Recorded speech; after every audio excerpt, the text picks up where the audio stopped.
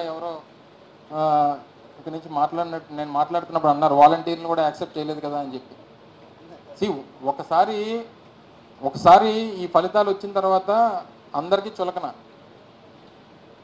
So ఈ పరిస్థితుల్లో వచ్చినటువంటి దానికి ఏంటి కారణం ఏంటి అనేటువంటిది మాకు సమీక్షించుకునే జరిగి 48 గంటలైంది. ఫలితాలు వచ్చి 48 గంటలైంది. మేము ఆలోచించుకోవడానికన్నా వచ్చినటువంటి ఫలితాలను సమీక్షించుకోవడానికన్నా రాష్ట్ర వ్యాప్తంగా ఉన్నటువంటి నాయకత్వాన్ని కూర్చోబెట్టి అందరి అభిప్రాయాలు తీసుకోవడానికన్నా ఇంకా మేము సమయం ఉంది. మేము తీసుకుంటాం, అందరితో చర్చిస్తాం. డెఫినెట్గా ఇవన్నీ సమీక్షించుకొని బయటపడితేనే కదా. కొంతమంది ట్యాంపరింగ్ అని అంటున్నారు. ట్యాంపరింగ్ అని చెప్పని అనుకుంటే అమాయకత్వం అవుద్ది. ట్యాంపరింగ్ అని చెప్పని అనుకుంటే సరే ఏం జరిగింది అనేటువంటిది పక్కన పెడదాం. ట్యాంపరింగ్ అని చెప్పి మమ్మల్ని మేము అనుకుంటే రేపు మేము దీని నుంచి ఎలా బయటపడతాం? ఇది నిజంగా ప్రజలు ఇచ్చినటువంటి ఫలితం అని చెప్పి మేము భావిస్తే, అలా భావిస్తేనే రేపు దీని నుంచి బయటపడి రేపు మళ్ళీ అధికారంలోకి వచ్చేటువంటి దానికి అడుగులు వేస్తాం. సో చెప్పండి.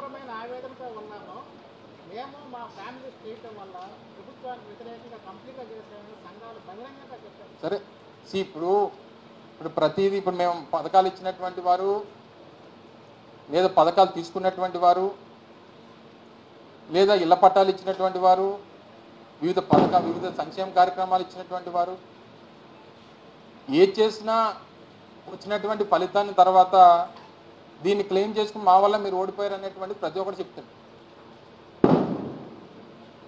ఇప్పుడు పనిచేసేటువంటి ఉద్యోగస్తులు ఇప్పుడు సిపిఎస్కి సంబంధించి ఒక ఆల్టర్నేటివ్ని మేము ప్రభుత్వంలో ఉన్నప్పుడు ఒక ఆల్టర్నేటివ్ చూపించాం. దాన్ని వారు యాక్సెప్ట్ చేయలేదు. సరే కొత్తగా ఏర్పడినటువంటి ప్రభుత్వం నిన్న పవన్ కళ్యాణ్ గారు మాట్లాడుతూ సంవత్సరంలో దానికి పాత పెన్షన్ విధానం తీసుకొస్తామని. సరే ఓన్లే ఆయన నాకు అర్థమైంది చెప్తున్నాను. నువ్వేం కరెక్షన్ ఉన్న తర్వాత చెద్దు కానీ ఇప్పుడు అంతా మీదే రాజ్యం. ఎంగేట్ నువ్వు ఎలా చెప్తాను చేస్తాను. అదే ముఖ్యంగా మీ ఏబీ అంది కదా. సో వారు చెప్పిన వారు చెప్పినటువంటి దాన్ని కూడా స్వాగతిస్తాం. డెఫినెట్గా మాకంటే మెరుగైనటువంటి ఆల్టర్నేటివ్నో లేదా పాత పెన్షన్ విధానాన్నో వారు తీసుకొస్తారంటే డెఫినెట్గా వాళ్ళు స్వాగతిస్తారు. ఇప్పుడు వాళ్ళతో నిలబడతారు, తప్పలేదు కదా. సో ఏం చేస్తారనేటువంటిది మనం కూడా ఇంకా వాళ్ళు ప్రమాణ స్వీకారాలు చేయలేదు. ఇంకా మనం కూడా ఇప్పటి నుంచే చేసేయాలి. వారు సంవత్సరం సమయం ఏదో అడిగినట్టుగా వాళ్ళ సంవత్సరం టైం ఇవ్వాల్సిందిగా కోరినట్టుగా చూశాను నేను. సో ఏదేమైనప్పటికీ వాస్తవంగా మాట్లాడుకుంటే అంటే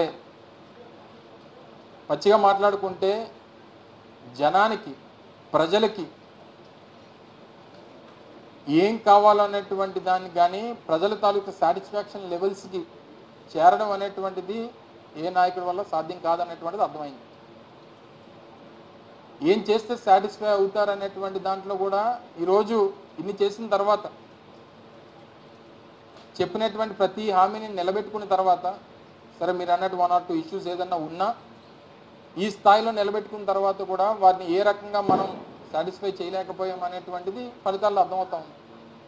సో దీన్ని ఏ రకంగా ఓవర్కమ్ చేయాలనేటువంటి దాని మీద ఏ రకంగా దీన్ని పాసిఫై చేయాలి, ఏ రకంగా కరెక్ట్ చేసుకోవాలనేటువంటి దాని మీద డెఫినెట్గా సమీక్ష జరుగుతుంది. అది గవర్నమెంట్ ఉద్యోగస్తుల లేకపోతే ఇంకొక వర్గం అనేటువంటిది డెఫినెట్గా దీని మీద అందరూ కలిసి మాట్లాడుకొని నిర్ణయాలు తీసుకుంటాం.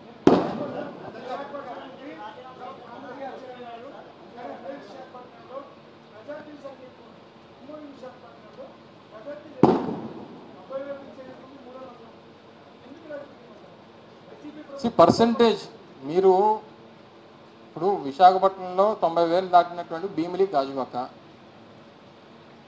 భీమిలి గాజువాక రాష్ట్రంలో 2 అతిపెద్ద నియోజకవర్గాలు. రాష్ట్రంలో అతిపెద్ద నియోజకవర్గం ఫస్ట్ భీమిలి, రాష్ట్రంలో 2వ అతిపెద్ద నియోజకవర్గం గాజువాక. 3,55,000 ఓట్లు భీమిలిలో, 3,35,000 ఓట్లు గాజువాకలో ఉన్నాయి. మీరు పర్సంటేజ్ ఆఫ్ ఓటింగ్ చూసిన తర్వాత గతంలో వచ్చినటువంటి ఓటింగ్స్, గతంలో నాగిరెడ్డి గారు గాజువాకలో గెలిచినప్పుడు వచ్చినటువంటి ఓట్లు 72,000. నేను ఓడిపోయినప్పుడు 64,000 వచ్చాయి నాకు.